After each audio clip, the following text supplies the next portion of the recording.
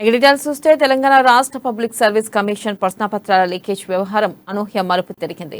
ఈ వ్యవహారంపై నమోదైన కేసులో ఓవైపు ప్రత్యేక దర్యాప్తు బృందం దర్యాప్తు కొనసాగిస్తుండగానే కమిషన్ కీలక నిర్ణయం తీసుకుంది. సిట్ ఇప్పటి వరకు అరెస్టు చేసిన 37 మందిని డీబార్ చేస్తున్నట్లు ప్రకటించింది.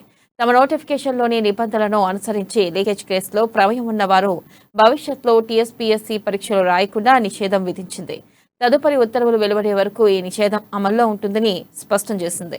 ప్రశ్నాపత్రాల లీకేజ్ వ్యవహారంపై నమోదైన క్రైమ్ నంబర్లు 64/2023, 95/2023 ఆధారంగా దర్యాప్తు క్రమంలో ఆయా అభ్యర్థుల ప్రమేయం ఉన్నట్లు ప్రాథమిక ఆధారాలు లభించడంతో పాటు వారిని పోలీసులు అరెస్ట్ చేయడంతో ఈ నిర్ణయం తీసుకున్నట్లు టీఎస్పీఎస్సీ కమిషన్ ప్రకటించింది.